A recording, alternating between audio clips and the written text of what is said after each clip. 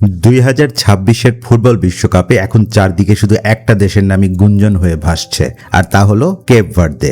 মাত্র কয়েক লাখ জনসংখ্যার এই পিচ্চি দেশটা প্রথমবার বিশ্বকাপ খেলতে এসেই পুরো দুনিয়াকে তাক লাগিয়ে দিয়েছে। কোনো ম্যাচ না হেরে, এমনকি বড় বড় পরাশক্তিদের আটকে দিয়ে তারা জায়গা করে নিয়েছে সরাসরি রাউন্ড অফ 32-তে, যেখানে তারা মুখোমুখি হতে যাচ্ছে বর্তমান বিশ্ব চ্যাম্পিয়ন আর্জেন্টিনার। এই নিউজটা দেখার পরে আমাদের অনেকের মনে প্রশ্ন জেগেছে, আচ্ছা এই কেপ ভার্দে দেশটা আসলে কোথায়? এটা কি কোনো মুসলিম দেশ? এদের রাজধানী বা কি? আমি ইমন রয়েছি আপনাদের সাথে, ইমনের স্কুলে স্বাগতম। আর আজকে আমি কোনো কঠিন ভূগোলের ভাষা ছাড়া একদম সহজ সরল ভাষায় বুঝিয়ে বলবো এই বিস্ময়কর দেশ কেপ ভার্দে আসলে কোথায়, তাদের আসল পরিচয় কি, এবং ফুটবলের এই রূপকথা তারা কিভাবে লিখলো।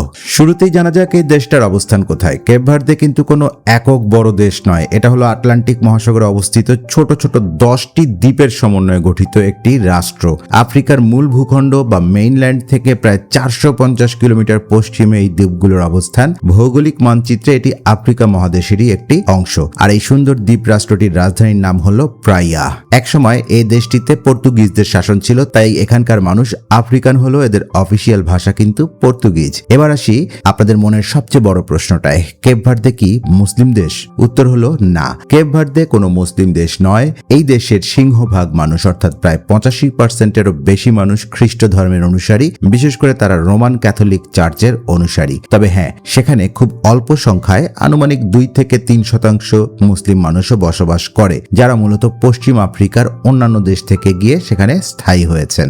এবার কথা বলা যাক তাদের সেই ফুটবল ম্যাজিক নিয়ে, যা আজ পুরো বিশ্বকে কাঁপিয়ে দিচ্ছে। 2026 সালের এই বিশ্বকাপে কেপ ভার্দে যখন প্রথমবার সুযোগ পায়, সবাই ভেবেছিল এরা হয়তো গ্রুপ পর্বে বিদায় নেবে, কিন্তু তারা মাঠে নেমে যা দেখালো তাকে রূপকথা বললেও কম হবে না। গ্রুপ পর্বে তারা একটা ম্যাচও হারেনি, এমনকি এবারের বিশ্বকাপের অন্যতম সেরা ফেভারিট দল স্পেনকে পর্যন্ত তারা মাঠের লড়াইয়ে রুখে দিয়েছে, গোল করতে দেয়নি। আর এই অসাধারণ ডিফেন্স আর দলগত শক্তির উপর ভর করেই তারা ইতিহাস গড়ে চলে গেছে রাউন্ড অফ 32-তে, যেখানে তাদের লড়তে হবে লিওনেল মেসির দেশ এবং বর্তমান বিশ্ব চ্যাম্পিয়ন আর্জেন্টিনার বিরুদ্ধে। তাদের এই লড়াকু মানসিকতা আজ প্রমাণ করে যে ফুটবলের জনসংখ্যা বা দেশের আকারই কিন্তু বড় কথা নয়, বুকের ভেতরে সাহস আর জেদটাই হলো আসল। আজ এখানেই বিদায় নিচ্ছি, দেখা হবে পরের ভিডিওতে নতুন কোনো বিষয় নিয়ে। ভালো থাকবেন সবাই।